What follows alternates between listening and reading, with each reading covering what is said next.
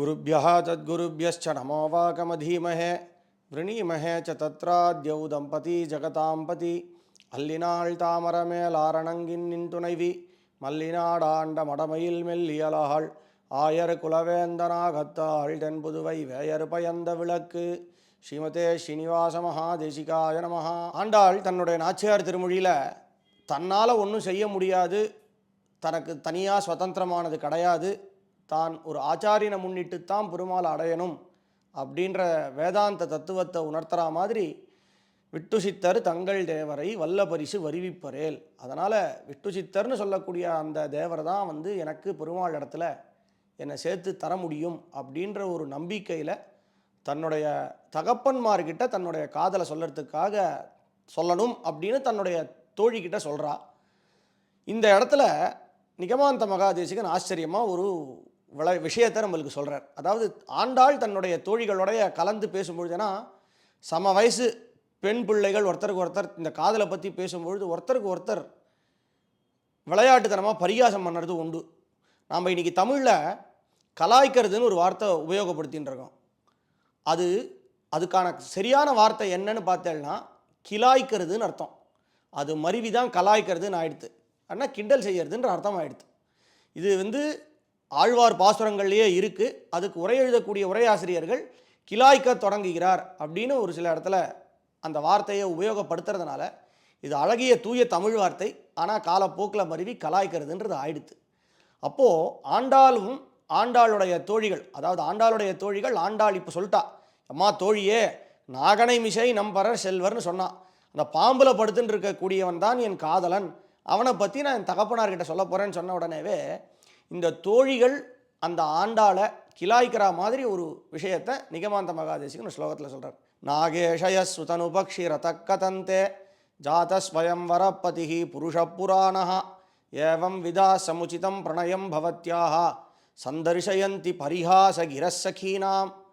அதாவது சொல்கிறா, அம்மா நீ போய் காதலிக்கிறேன்னு சொல்கிறியே, அவன் யாருமான்னா நாகேஷயா, பாம்பில் படுத்துன்னு இருக்கான், எழுந்து கூட நிற்க மாட்டான், எப்போ பாரு பாம்புலேயே படுத்துன்னு இருப்பான்.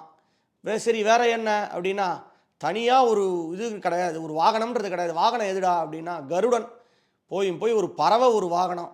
ஆனால் அந்த கருடனுக்கு ஒரு உத்தமமான விஷயம் உண்டு. கருடனை சொல்லும்பொழுது வேதாத்மான்னு சொல்லுவா. வேதத்தினுடைய அங்கங்கள்லாம் கருடனுடைய ரூபத்திலேயே இருக்கான் அப்படின்னு சொல்லி பிரமாணங்கள்லாம் நிறைய இருக்குது அதுக்கு. ஆனால் பரிகாசத்துக்காக சொல்லும்பொழுது ஒரு பறவையை போய் வாகனமாக வச்சுன்னு இருக்கார்.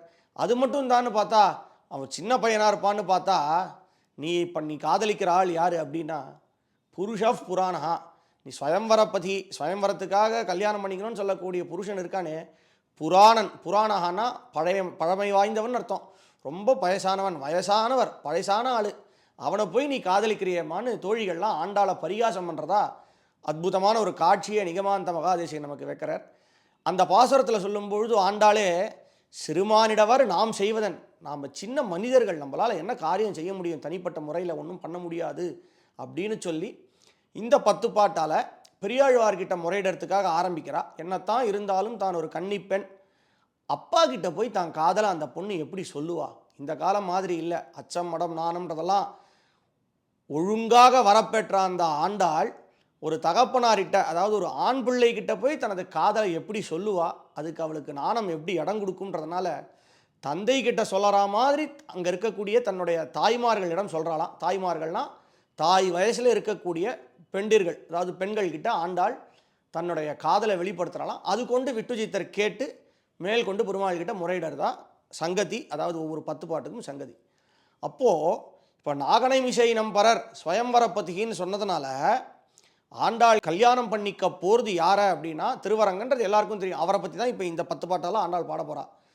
வேங்கடவனை காதலித்தாலும் தன்னுடைய காதலனானவன் தன்னுடைய மணாளன் யார் அப்படின்னா திருவரங்கன் அப்படின்றத இந்த 10 பாட்டால் சொல்ல போகிறா. ரொம்ப ரொம்ப அழகான ஒரு தமிழ் பாட்டு. தாமுகக்கும் தம் கையில் சங்கமே போலாவோ யாமுகக்கும் என் கையில் சங்கமும் ஏந்திழையீர் தீமுகத்து நாகனை மேல் சேரும் திருவரங்கர் ஆமுகத்தை நோக்காரால் அம்மனே அம்மனே. அம்மான்னு அர்த்தம். அம்மனே அம்மனேன்னா ஏந்திழையீர்னா ஆபரணங்களை அணிந்து கொண்டு இருக்கக்கூடியவர்களே, அம்மனே எனக்காக ஒரு காரியம் பண்ணுங்க. யார் என்னை இந்த மாதிரி ஒரு நோய்க்கு கஷ்டப்படுத்தியிருக்கா அப்படின்னா தாமுகக்கும் தம் கையில் சங்கமே போலாவோ. எப்படி அந்த பெருமாள் தன்னுடைய கையில் சங்கத்தை எழுந்தின்னு இருக்காரோ அந்த மாதிரி அந்த சங்கத்துக்கு துல்லியமான என்னுடைய வலைகளை அவர் ஏன் எடுத்துட்டு போக மாட்டேன்றார். யாமுகக்கும் என் கையில் சங்கமும் ஏந்திழையீர் தீமுகத்து நாகனை மேல் சேரும் திருவரங்கர் ஆமுகத்தை நோக்காரால். அவர் கையில் இருக்கக்கூடிய சங்குக்கு துல்லியமாக என் கையிலையும் வளையல்கள் இருக்குது.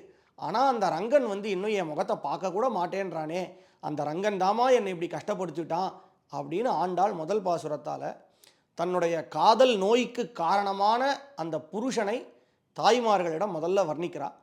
அதுக்கு அடுத்த பாசுரத்தில் சொல்லும்பொழுது அந்த திருவரங்கனுடைய அழகை பற்றி வர்ணிக்கிறா. அந்த பெருமாள் எப்படி இருப்பார் ரங்கநாதன் அப்படின்னா, வயசானவன் நீங்கள் தோழிகள்லாம் பரியாசம் பண்ணுறீங்களே, அவன் வயசானாலும் அவனுடைய இளமையானது எப்படி இருக்கும் அப்படின்றத சொல்லும்பொழுது, எழிலுடைய வம்மனைமீர் என் அரங்கத்தின் நமுதர் குழலழகர் வாயழகர் கண்ணழகர் கொப்பூழில் எழுகமலப்பூவழகர் எம்மானார் என்னுடைய கழல் வளையை தாமும் கழல் வளையே ஆக்கினரே.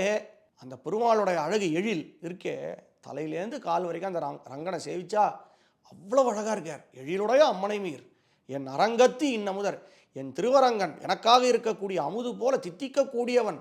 அவனுடைய குழல்கள்னால் தலை மயிர்கள் முடிகள், அது எவ்வளோ அழகாக இருக்குது. குழலழகர் வாயழகர், அந்த சொப்பு வாய், அந்த இனிக்கும் அந்த நம்பெருமாள் உற்சவரை சேவிச்சால்னா அந்த வாய்க்கு நடுவில் 2 ஓட்டை இருக்கும், அந்த குழி விழுந்த மாதிரி இருக்கும், ஒரு திருஷ்டி போட்டு இருக்கும். இதெல்லாம் அந்த திருமுகத்தை சேவிக்கும்போது என்ன அழகு, குழலழகர் வாயழகர் கண்ணழகர். அந்த கண்ணானது அந்த புருவங்கள்லாம் அப்படியே காது வரைக்கும் நீண்டு போய் இருக்குது. கொப்பூழில் எழுகமல பூவழகர், பெருமாளுடைய திருநாபின்னு சொல்லக்கூடிய வயிறே அழகு.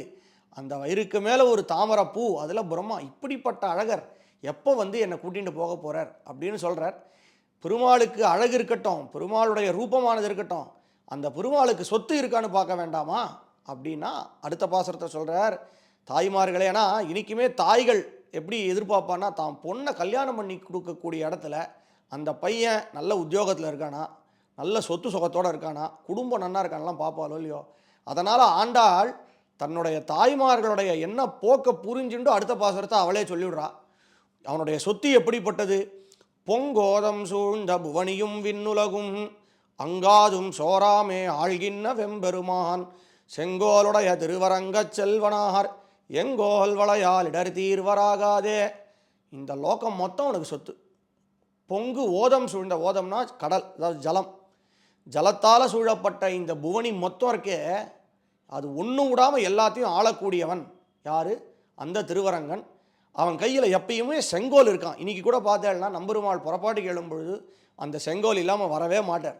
அதனால் செங்கோல் எதை சூச்சிப்பிக்கிறது, எதை காட்டி கொடுக்குறதுனா, எல்லா லோகத்துக்கும் இருக்கக்கூடிய ஒரே ஒரு ராஜா அந்த திருவரங்கன்றதை காட்டி கொடுக்கறது.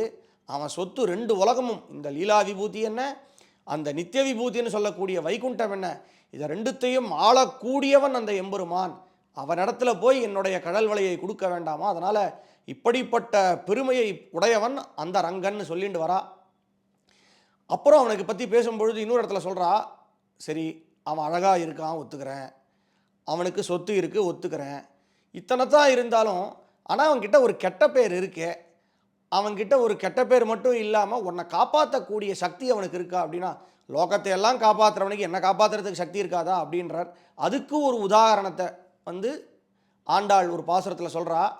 ருக்மிணியை கல்யாணம் பண்ணிக்கும் பொழுது ருக்மிணியை பெருமாள் காப்பாற்றுறதுக்காக போகும்பொழுது சிசுபாலன்கிட்டேருந்து அத்தனை பேர் பார்த்துட்டு இருக்கும் பொழுதே ருக்மிணியை பெருமாள் கூட்டின்னு வந்துட்டாரான். கண்ணாலம் கோடித்து கன்னிதன்னை கைப்பிடிப்பான் தின்னார்ந்திருந்த சிசுபாலன் தேசழிந்து அண்ணாந்திருக்கவே ஆங்கவளை கைப்பிடித்த பெண்ணாளன் பேணுமூறு பேரும் அரங்கமே.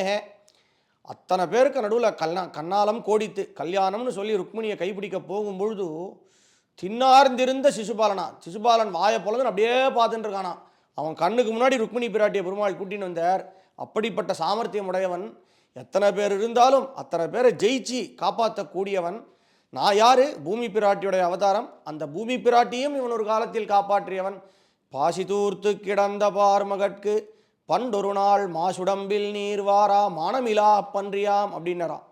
அதாவது பூமி பிராட்டிக்கு ஜலத்தால் எங்கேயும் பாசி தூர்த்து கிடந்த அப்படி இருக்கலாம். பாசி தூர்த்து கிடந்த பார்மகள்னு பூமி பிராட்டிய ஒரு காலத்தில் இரண்யாக்ஷன்ற அசுரன்கிட்டேருந்து காத்து எடுத்த அந்த பெருமாள் அந்த பூமி பிராட்டியுடைய அவதாரமான என்னை காப்பாற்ற மாட்டாரா?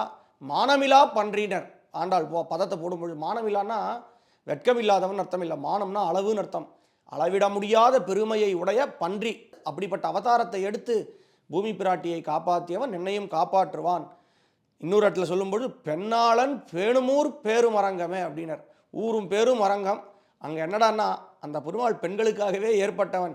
எல்லா கல்யாணமும் அந்த பெருமாள் இடத்துல தான் நடக்கிறது. அதனால் பெண்களை எப்பயும் அந்த பெருமாள் காப்பாற்றுவான், கைவிட மாட்டான்ற ஒரு நம்பிக்கையை பெண்ணாளன் பேணும் ஊரரங்கமேன்னு தன்னுடைய தாய்மார்கள் இடத்துல ஆண்டாள் சொல்லும் பொழுது இப்படிப்பட்ட வார்த்தையை யார் கேட்டிருப்பா? விட்டு சித்தர் கேட்டிருப்பர். செம்மையுடைய திருவரங்கரு தாம் பணித்த மெய்மை பெருவார்த்தை விட்டு சித்தர் கேட்டிருப்பர். தம்மை உகப்பாரை தாம் உகப்பர் என்னும் சொல் தம்மிடையே பொய்யானால் சாதிப்பார் ஆரினியேன்னு போன தசகத்திலையும் இந்த பதிகத்திலையும் கோதைன்ற வார்த்தையே கிடையாது. ரெண்டுமே பெரியாழ்வாரை உத்தேசித்து ஆண்டாள் சொல்லக்கூடிய பாசுரம்.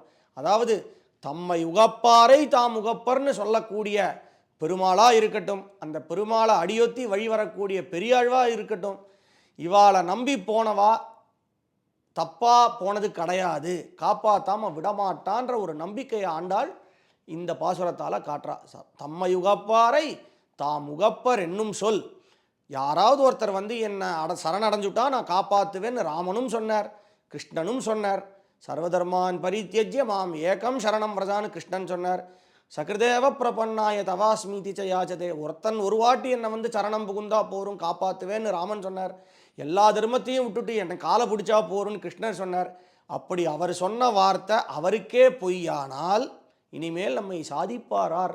ஆகவே பெருமாள் வார்த்தையும் பொய்யாகாது, பெரியாழ்வார் நம்மளை காப்பாற்ற மாட்டார் அப்படின்ற எண்ணமும் தப்பு. அதனால் காப்பாற்றுவார்.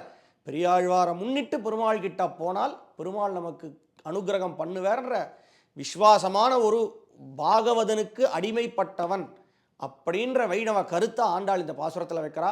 எப்படி திருப்பாவைக்கு நானேதான் ஆயிடுகன்ற வார்த்தை எல்லை இளங்கிலிய பாசுரத்தில் முக்கியமாக பாகவதனுக்கு அடிமை அப்படின்ற ஒரு தத்துவத்தை ஆண்டாள் சொன்னாலோ, அதே மாதிரி பாகவதரான பெரியாழ்வாருக்கும் ஆச்சாரியருக்கும் நாம் அடிமைப்பட்டவர்கள் அப்படின்ற உயர்ந்த கருத்து ஆண்டாள் இந்த 2 தசகத்தாலையும் நமக்கு கொடுக்குறா.